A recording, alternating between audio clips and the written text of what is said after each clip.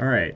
So this lecture, we're going to talk about some siliciclastic environments. We're sort of starting the part of the semester where I'm going to go into specific depositional environments and how we can take a sort of process-based look at how those environments move and deposit sediment to give ourselves an understanding of the types of stratigraphy that those environments will leave behind.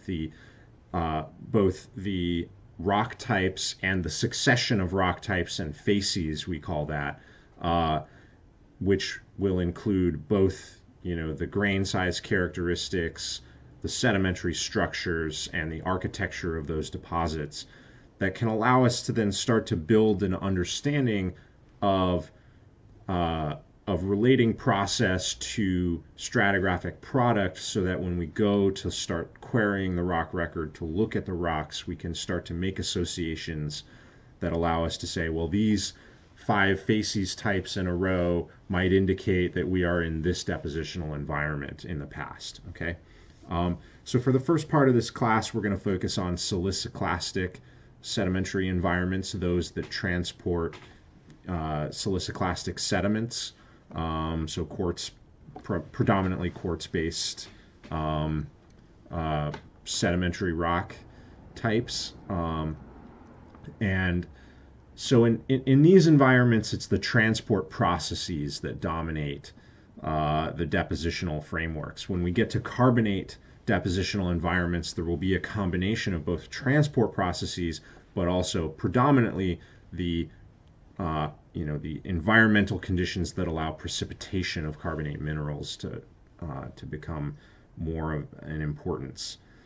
So for the first several weeks of this semester, we're going to talk about siliciclastic environments. And so we're going to sort of take an approach of going from source to sink, if you will, in sort of a general sense of from the upland regions to the lowland regions, more or less. Now it's a very approximate roadmap, but we're gonna start off in that direction, and so we're gonna start this sort of section off with talking about glaciers today, okay, and glacial depositional environments. Glaciers are features that occur in cold alpine or Nordic regions, or at lower latitudes during periods of global cooling. The deposition associated with glaciers can be driven by a number of different types of transport processes. One of the dominant processes associated with glaciers is the fact that they are highly erosional features, and so they can remove very mixed grain sizes of sediments and carry that with them down gradient. I say down gradient because glaciers can move both down a hill slope if they're in alpine regions, or they can go from ice accumulation to ablation gradients, right? So the glacier can flow without there actually being a land slope underneath them. But as they do this, they can accumulate sediment by eroding and breaking up bedrock and incorporating that into the ice itself, right? And so we'll talk a lot about this, but one of the dominant types of sediments that get deposited by glaciers is this really mixed grain size material called till that can be deposited in a number of different ways, right? So it can be deposited as lodgement, as the rock matter that's being carried along the base, say, of a glacier gets stuck behind a bedrock protrusion, like you can see here. It can be incorporated into the ice mass, and then as the supraglacial melt occurs or ablation occurs, the rock gets left behind, and you get piles of till left behind on the top of the glaciers. It can also melt out underneath as you get basal melt happening. You can also get flow till and other types of till that happens at the front of the glacier as it's advancing, can push rock material forward. So So that's one of the dominant sediments that gets produced by glaciers, and we'll talk a lot about some of the landforms and the style of till deposits that you can get. But this is a really good look at what till looks like on a glacier as it's forming, right? So you can see that this is an alpine glacier. You can see the mountains around. And as the glacier is carving through its valley, it's incorporating a ton of rock debris from the walls of that valley that are either being directly eroded by the glacier or are falling onto the glacier, right? And that material you can see here in this image, it's getting both piled up on top but also incorporated into the ice itself. And this material ranges in grain size to basically cover every grain size imaginable, right? There's everything from finest silt on up to the largest boulders can pretty much be carried by a glacier, right? So you can see that, and it's relatively immature in that it is poorly sorted, very angular, and all grain sizes here. So you can see here's big blocks, boulders that are super angular, all the way down to gravel, and there seems to be relatively little, if any, sorting going on amongst this material. Okay, and that's pretty characteristic of glacial till. And so as this gets carried by the ice, it can be deposited in a number of different ways and have a number of different features associated with it. So one of the first, and what I think is one of the more striking landforms that can be associated with glacial till deposition is what's called moraines. And you can see these all over the place in places that were recently glaciated in the last in the Pleistocene glaciations.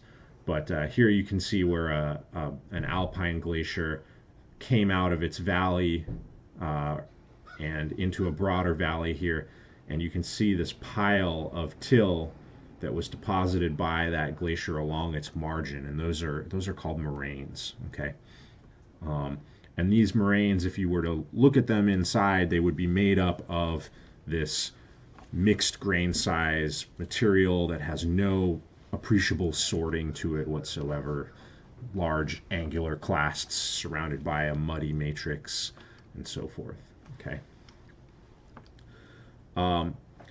And the deposits can be from glaciers, as we kind of mentioned before, can be derived from a number of different potential mechanisms, right? Moraines being one that's derived from the direct movement at the front of an ice mass. You can get debris that forms on the top of glaciers that can be deposited as the glacier melts away, and you can get supraglacial debris that when it's, generally speaking, when it gets left behind, it's incredibly angular, mixed grain sizes. The grains in essence are unaltered by the transport process, and so you can get till deposits from these that are just purely mixed grains, just everything under the sun, basically. Okay, and these form, as you can see, by the material that was either directly deposited on the ice or as the ice ablated or melted from the surface, the material that was incorporated into that ice gets left behind as a veneer on top. So that's here's a great image of some of that supraglacial debris that formed by that sort of ablation and melt process. You can see in the ice itself, there's a ton of all of that dark material is sediment or rock debris, and as that glacier just melts down, it gets left behind on top. Here's another great example of how that process happens. Here's a boulder that's basically being elevated, and it's actually shielding some of the ice below it as the rest of the ice around it melts or ablates. So that's kind of how that process happens. And then eventually that material can get deposited where the ice finally melts away or ablates entirely. Okay. The debris that gets formed underneath the glacier is A little bit different in characteristics. So this stuff, which is called basal debris, typically is transported by flowing water or by the actual abrasion of the ice uh, um, against the bedrock or of other clasts against each other.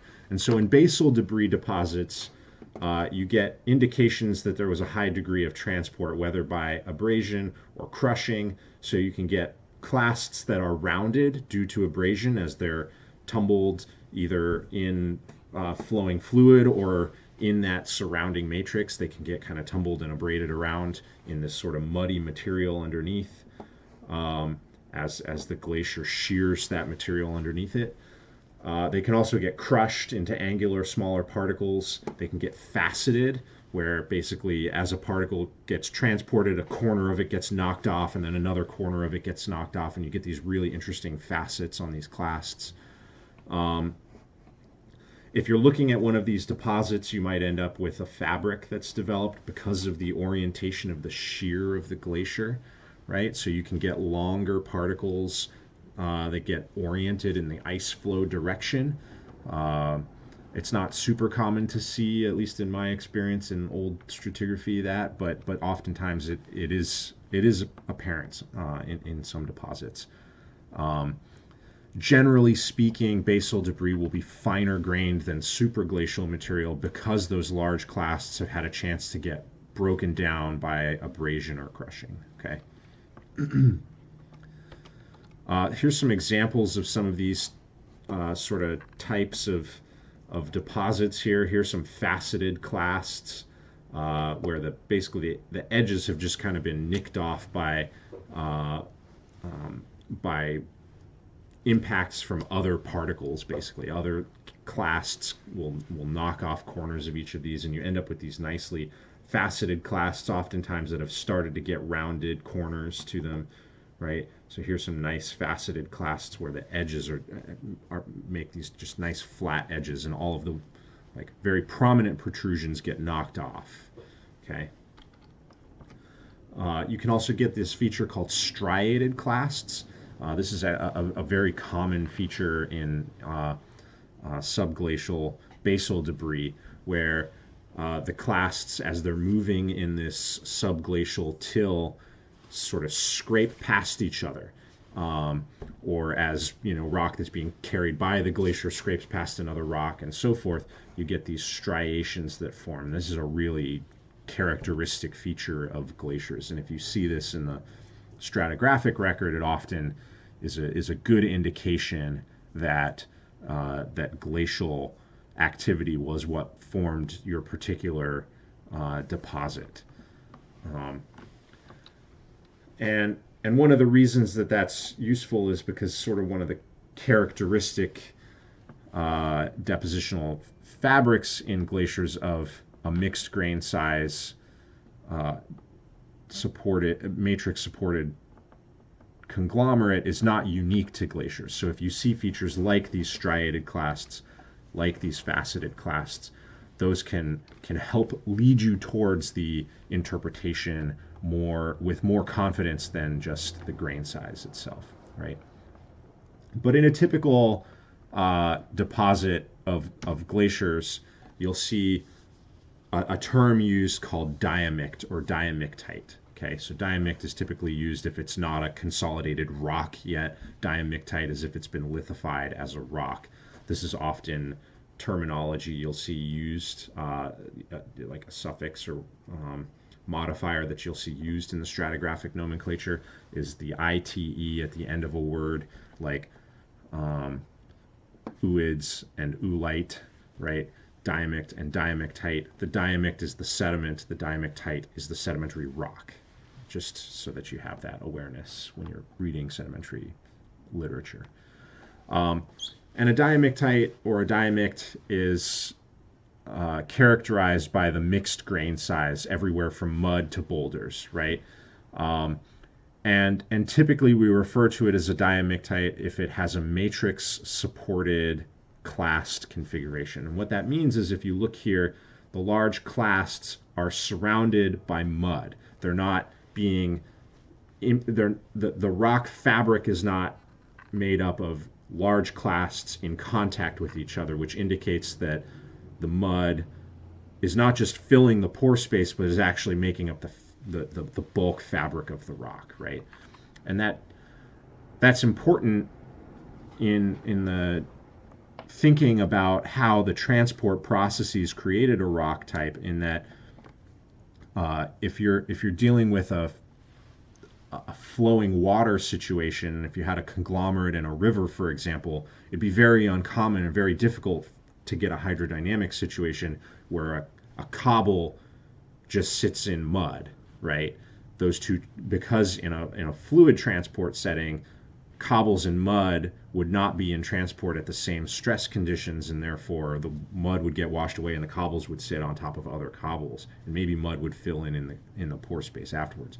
In a diamictite, the clasts are completely supported by mud, which tells you that it wasn't a fluid transport situation that could have washed away that mud. It was a bulk material transport, right? So all of that sediment was basically being moved together by the shearing of that sediment itself, okay, if that makes sense.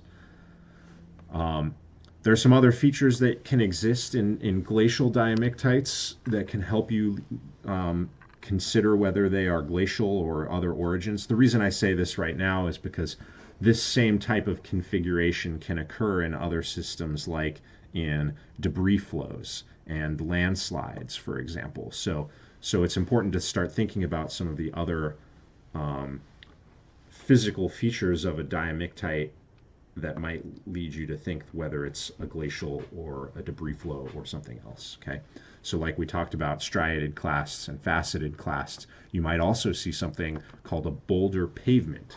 I will say boulder pavements are not terribly common to see, and in my personal experience as a someone who has done a thesis on Precambrian glacial rocks, and seen a lot of them, this is the only good example of a boulder pavement I've ever seen. So, but they do exist, and they can definitely be a really good indication that a glacier was present. And it's where basically the large boulders all get kind of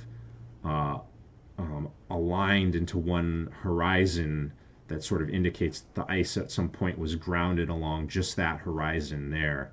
Okay, and that the diamictite below it and the diamictite above it are sort of separated in time somewhat. Okay, this is a really cool deposit. This is from Antelope Island in Utah. These are Neoproterozoic, sort of so-called snowball earth glacial deposits. And just because there's a person in there for scale, I should mention that he is 6'5", so it's a very large person for scale.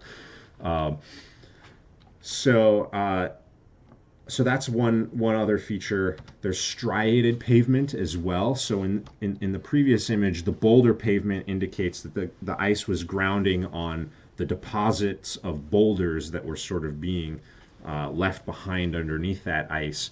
In this particular case, striated pavement occurs when the ice flows directly along bedrock. Okay, so in the previous one, the material below the ice was unlithified sediment, and so the boulders were free to move and form that pavement. In this case, the substrate that the ice was moving on was previously consolidated bedrock, and so the ice, by virtue of scraping and transporting debris along the base of it, along this bedrock surface, has created this striation in the bedrock surface here. It's a nice flattened pavement type surface and has scrapes in it that go in the direction of flow at that location of the ice. Okay, this is kind of a cool feature in a lot of cases if you're dealing with recent glaciations or ancient glaciations, in that you can go out and you can map the striation directions and get a sense for what direction the ice was flowing in over a large area.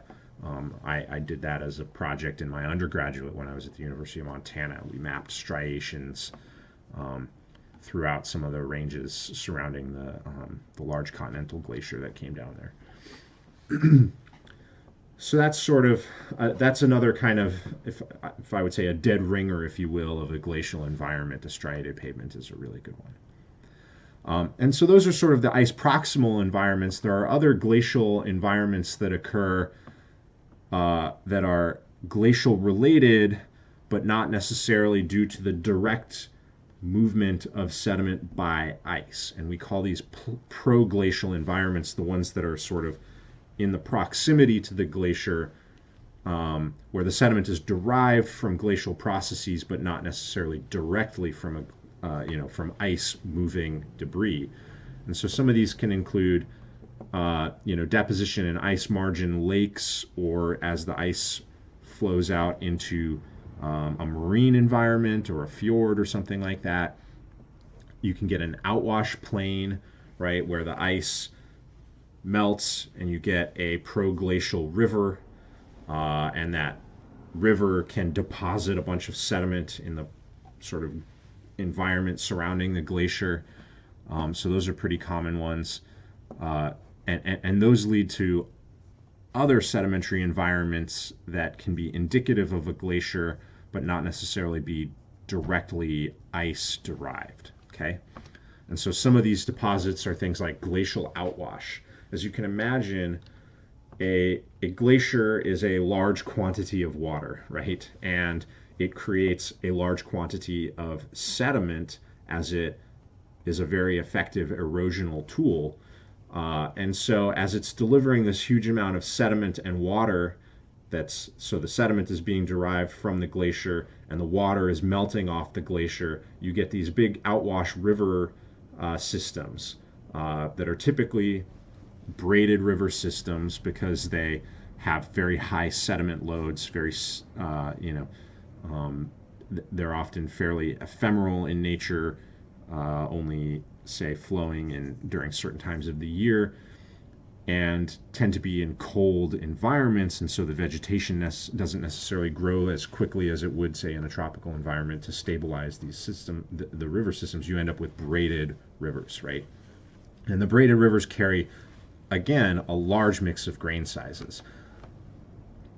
Unlike the diamictites that form immediately proximal to the glacier, however, the glacial outwash deposits will exhibit those features of sorting that occur in a riverine environment. And we haven't really talked about fluvial environments in detail yet, but because of the hydrodynamics of a river and the stresses associated with sediment transport in a river, you end up sorting the coarse material from the fine material a lot better than you would in a strictly ice mobilized sediment. Okay, and so you get a deposit that might look something like this, where you still have a very large variety of grain sizes, but they're segregated by the local transport process, whether you're dealing with, say, this might have been a large bed form at the bed of a river, and this might have been some deposits along a bar, for example, or in the thalweg, or what have you. You can get sedimentary structures that indicate traction transport by a fluid, like these bed form cross strata that might indicate a bed form or a bar form. You can get alignment of cobbles here. You might even see imbrication of cobbles where the cobbles rest on top of each other, indicating that they were aligning themselves in a hydrodynamically stable condition, right? And so those are some of the features that you might see in a glacial outwash deposit. Here's another great example of a glacial outwash system. You can see here's a big moraine at the front of this delta, or at the front of this glacier, sorry. And you can see the moraine maybe continues over on this side, but the moraine has been breached here by this proglacial stream or river system, and here as well. And it's created this huge braid plain of just, I wouldn't even know where to count the number of threads of this braided river, right? And it's just depositing all the sediment that's derived from basal melt and surface water melt and so forth. that's feeding all of this river system with both water and sediment, right? Where these glaciers end in a standing body of water rather than an outwash plain like this, you might get a proglacial delta. And this is a gorgeous example of a proglacial delta here, where you have a fjord system in this valley, maybe, where the glacier ends in this water-filled fjord here, and you get this beautiful delta forming as the glacier fed stream expands out into that standing water body, right? Some of the most beautiful deltas in the world are in these sort of proglacial fjord-like environments. And we'll talk a little bit more about deltas a little bit later in the semester, but the deposits in these environments are similar to deltaic deposits elsewhere, with the exception of the fact that a lot of the material that can be delivered to these proglacial deltas might be a lot coarser than most other river deltas in other settings. Now, that's not entirely exclusively true, but it is a generalization. One of the other things you can really see here is that's really neat is the abundant amount of fine sediment that's being pushed out of this delta system, right? It's not being trapped on the delta top itself, but going out as sort of suspended sort of material that's flowing along the top of this water surface here. That's a relatively common feature in glacial systems, is you get a lot of very fine material on top of the very coarse material, and in these deltaic systems that can all get kind of washed out and deposited further out in the fjord or offshore, okay, or in a lake if you're in a lake system. Okay. One cool feature that you might see in situations like this, where you have either a glacier entering a standing body of water, is these glaciers will shed icebergs as they calve off chunks of ice into the standing body of water, and these chunks of ice are filled with debris, sometimes fine debris, sometimes very coarse debris, and as they move out into sort of the either marine or lacustrine environments, lacustrine lake environments, then as they either melt or they tip over, that material can get dropped, and as it settles out of the water column and settles through the water column and lands on the sediment bed, if much of the sediment bed is fine material, because so much fine material is being delivered to these standing bodies of water, then when those coarse cobbles or boulders or pebbles sometimes impact that mud, they create what are called drop stones, which have really characteristic sedimentary features surrounding them. And what those look like are here. So you can get depressed and pierced laminations underneath, right? So this is an image from a diamictite from the Precambrian in Death Valley, where I did my master's thesis, and you can see this drop stone here, another drop stone here and here, that have seemed to have landed on and sort of broken some laminations. You can see there's laminations that just sort of end as they were sort of squished or pierced underneath this clast, and then the ones slightly lower, apologies, the ones slightly below it have been depressed. You end up in a situation where you get these characteristic features of drop stones, and then you get sort of draped sediment on top of them. You can see that in a number of locations here. And this happens both at the largest scale with cobbles and boulders, but it can also happen at really fine scale with pebbles, where you can start to see sort of pierced laminations or depressed laminations, say in really small sections, sometimes even in thin section if the fine material is really, really finely laminated muds, and you might get, small little pebbles, pea gravel size, that can depress those laminations because the settling velocity of those is relatively high compared to sort of the strength of the muddy material below it, if that makes sense. So those are just some examples of glacial features and environments, and some of the most common ones that you might see. I would say, if I was in a glacial transporting environment, or looking for that sort of evidence in the rock record, the things that would be the most characteristic, I would say, are things like the striated pavements, the striated clasts, the faceted clasts. Drop stones are often also associated with what are called lone stones, right? Where you have just a big muddy matrix and then all of a sudden there's a boulder, right? Where did that boulder come from? It wasn't just thrown in there, from the Loch Ness monster or something, right? It was probably, if you're in, say, a lake or a marine deposit and you see one giant boulder, one possible likely explanation is that it was dropped there by an iceberg, right?